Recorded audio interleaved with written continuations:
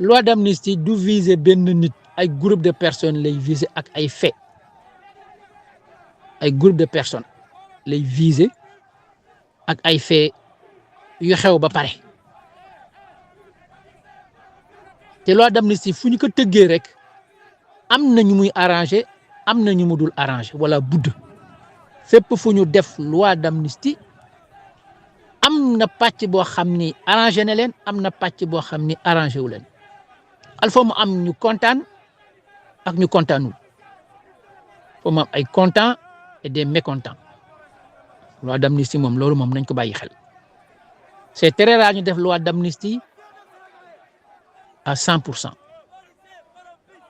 Même li xewoon Rwanda bu ñu toogee waxtaan juboo def loi d'amnistie am nañu ci d'accord am nañu ci d'accord. Et je reviens au Sénégal bi ñuy tëgg loi d'amnistie bi ñan ñoo nekkoon au pouvoir ñëpp xamoon nañu nekkoon au pouvoir pourquoi ñoom ñu tëggoon seen loi d'amnistie c'était pour se protéger parce que xamoon nañu def nañu ay ñaawteef def nañu ay jëye te jëye gi ñiñ ko def rek ay jeunes yu génnoon di manifester loo xam ni constitution bi moo ñu ko may kese événement yam Sénégal yëpp kenn génnoon di laaj indépendance dañoo génn di manifester suñu àq suñu yelleef yoroon parti politique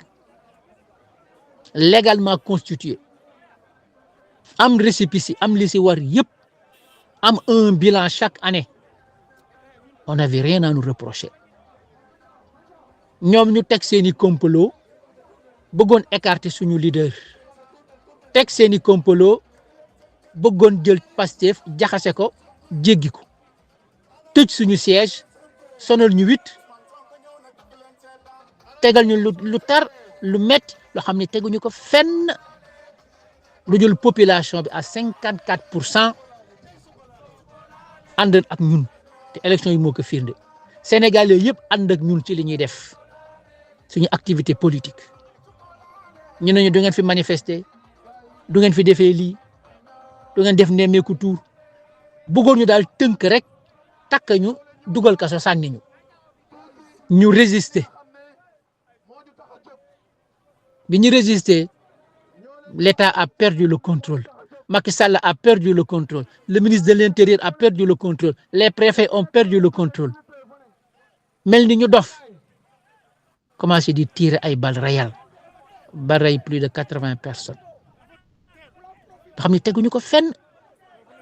ñi doon tirer sax xam nañ kii may tirer du nekk menace ci man ñi ñu rey ñëpp nekkuñu menace yoruñu fital yoruñu dara dul ay xeer pourtant fii France dem naa fi ay manifestation yu metti yu tar fii te deret tuuru kenn deewul ñu pare dugal suñu biir kër gilets jaunes yi bokk naa ci ak yeneen i manifestation bokkoon naa ci jàkkaarloo teg policiers yi sànnite ay cocktail molotov yi taal ay pneu def nañ ko fii en France gis nañ ko temps gilets jaunes yi chaque samedi ñu encercler benn rond-point tegu fa di relayante wala xew na fii France yàggul ba kenn tuuruwu ci benn dégât laa ci gis mooy koo xam ni dañ ko dóor bal ci bët bi après il a porté plainte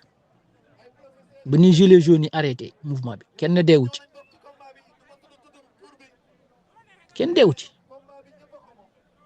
même mai 68 en France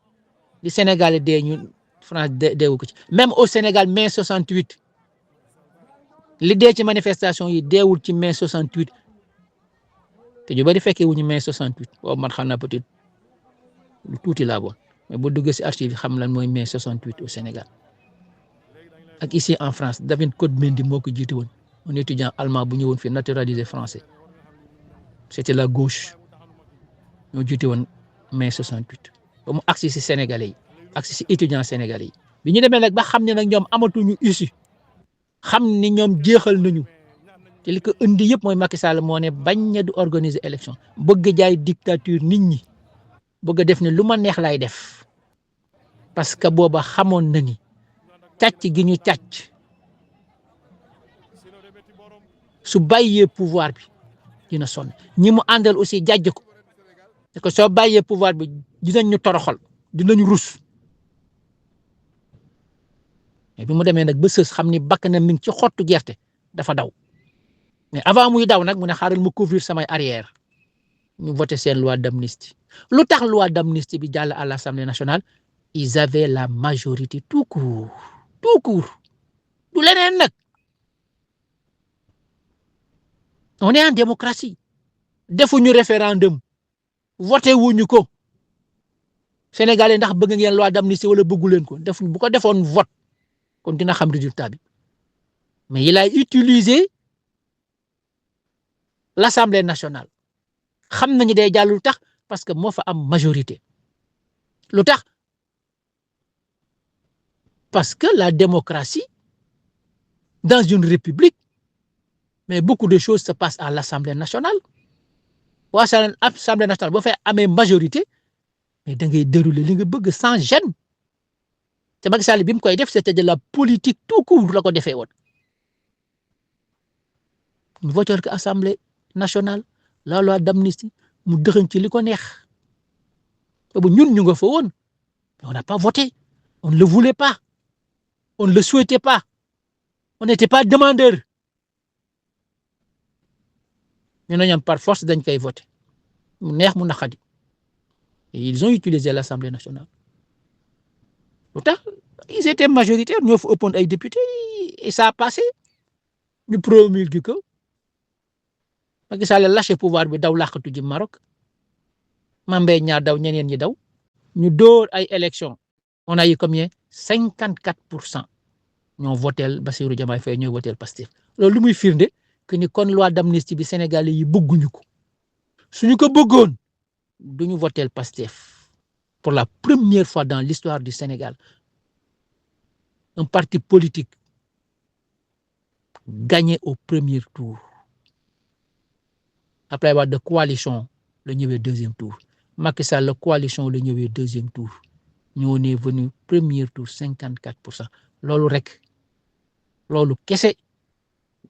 tënk na wax yëpp que ni Sénégalais yi bëgguñu cette loi d'amnistie là di Macky Sall teg Sénégalais yi suuroon nañu la politique d'APR Sénégalais yi doylu nañ sëkk ci système bi ils en avaient marre ñun dañu ne woon loi bi bëgguñu ko moom loo xam ni nag peut-être du ma dugg trop ci détails yi mooy que libéré nañu suñuy prisonniers yëpp yi ñu amoon yëpp libéré nañ leen sans jugement ni rien ñëpp mu les a libérés ñi ñu jàppoon ñëpp ñu libéré nañ suñu principal leader yi ñu jàppoon yëpp ñu libéré leen mais y a jamais eu de protocole ñun boo xam ne ñun Pastef signé nañ ko ak Macky Sall am na nag ay wax yebal ndaw mu ñëw wax ndaw boobu dama delluwaat ay wax ay joxalante am na waaye tamit d'accorduñ ci woon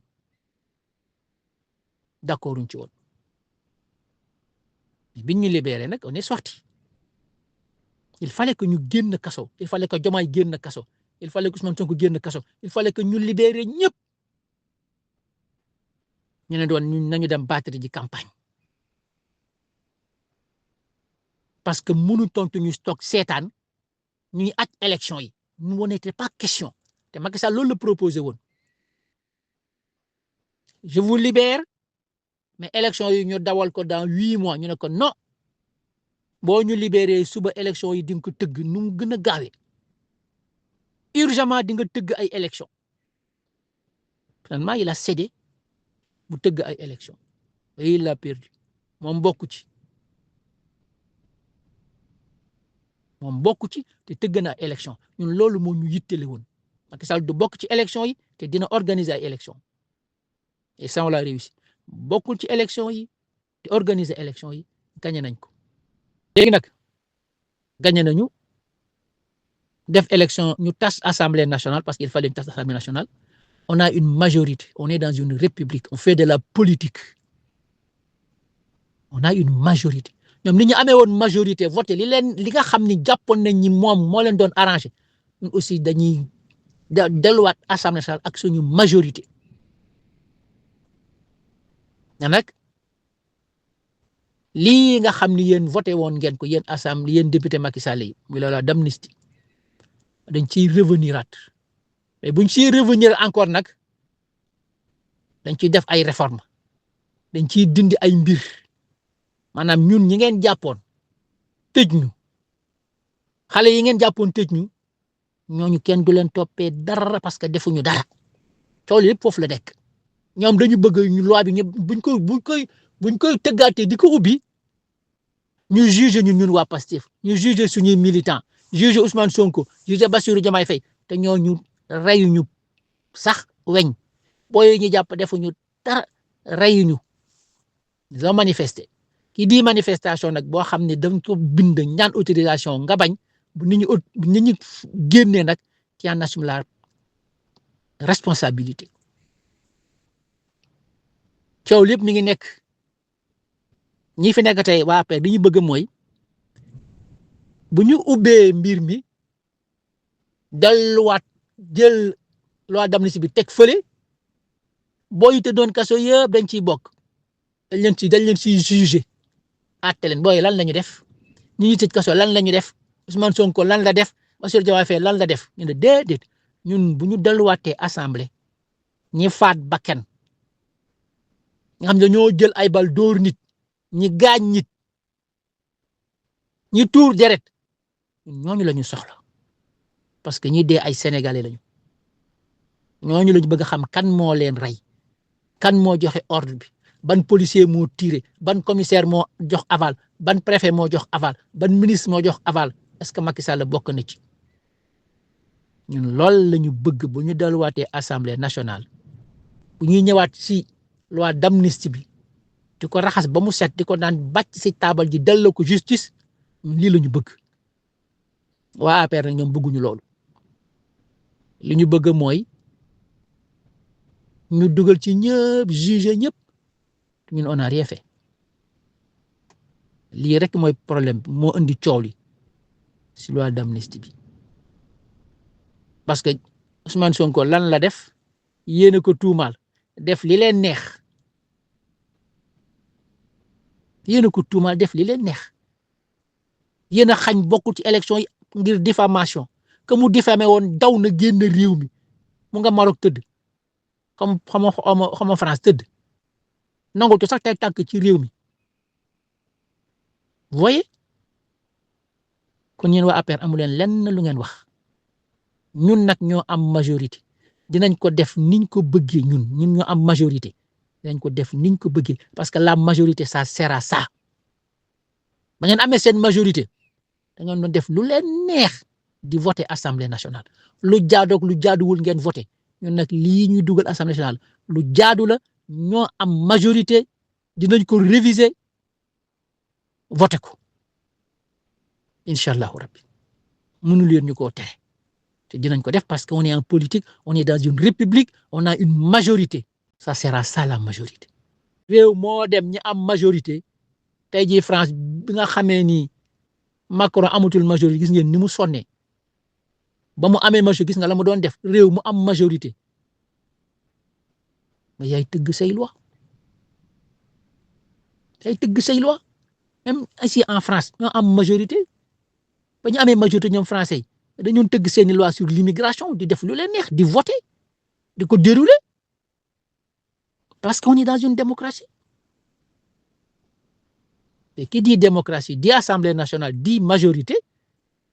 mais tu fais passer tes lois da ngay jàllale li nga bëgg te Sénégal yi dañoo bëgg ñii faat ñu identifier loolu su fekkoon te noonu bakken tuuruwul deret tuuruwul reyuñu kenn kon loi d'amnistie bi du ñu yàqal on avance mais les Sénégalais ont besoin de savoir et que plus jamais ça au Sénégal nit di génn di manifester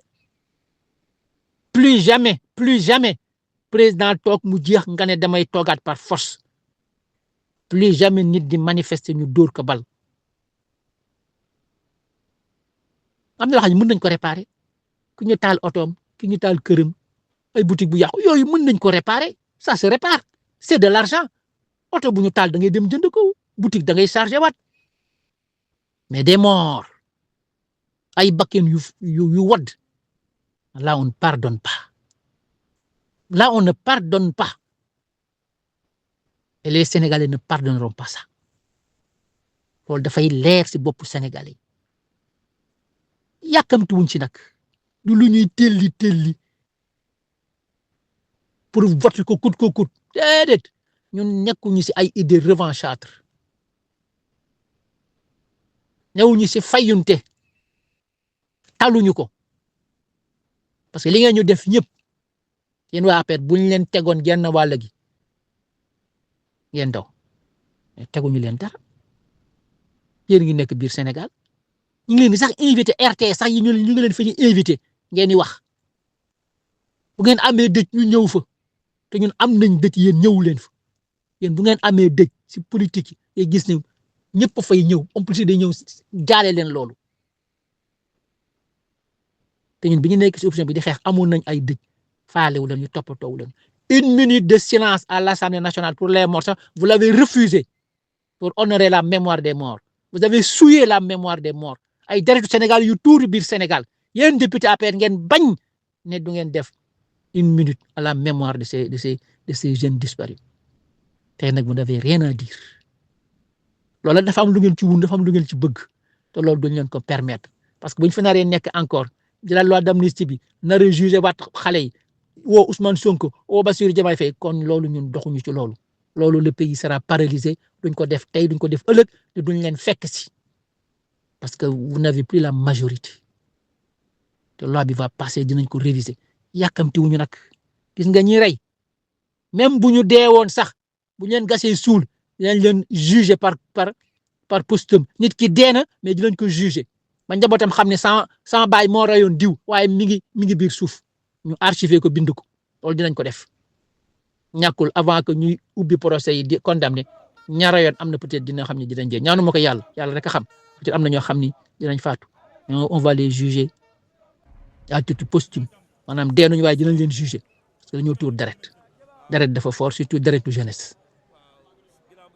waa père nag li ñu telli gi yëpp